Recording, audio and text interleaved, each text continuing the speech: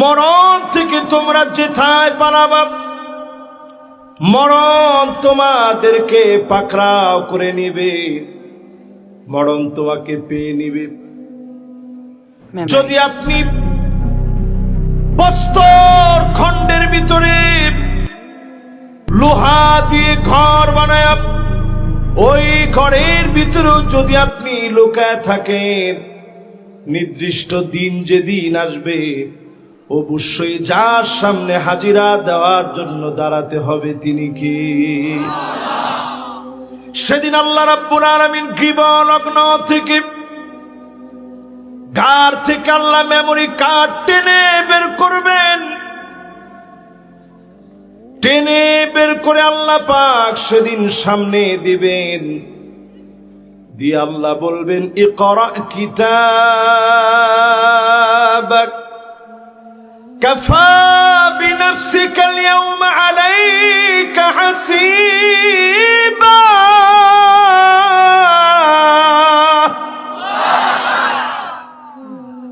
পর হিসাব দেব।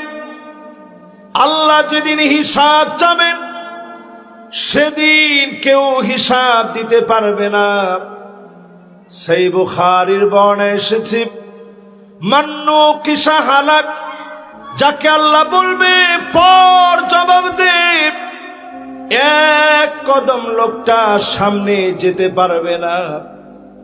অবশ্যই যার সামনে দাঁড়ায় জবাব দিতে হবে তিনি কে?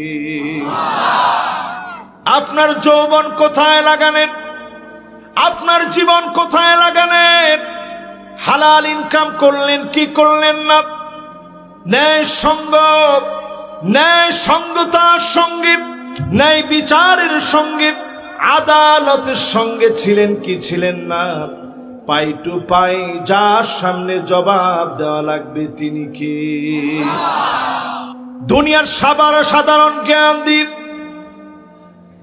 মানুষ কত অসাধারণ কাজ করে ফেলে। প্লাস্টিকের তৈরি মেমোরি কার্ড দিয়ে কত ভিডিও মানুষ ধারণ করে রাখে।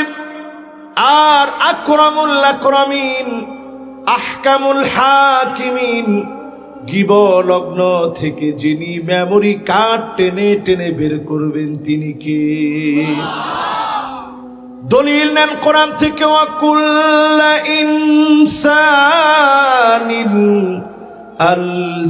আলজামনাহু তাইরাহু ফি উনুকিহি ونخرج له يوم القيامة।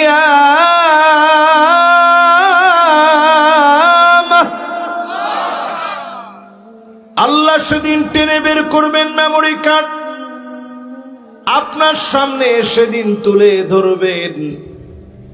মেমোরি কার্ডের হিসাব সেদিন এত কঠিন হয়ে যাবে, মানুষ সেদিন এদিক সেদিক করার চেষ্টা করবে।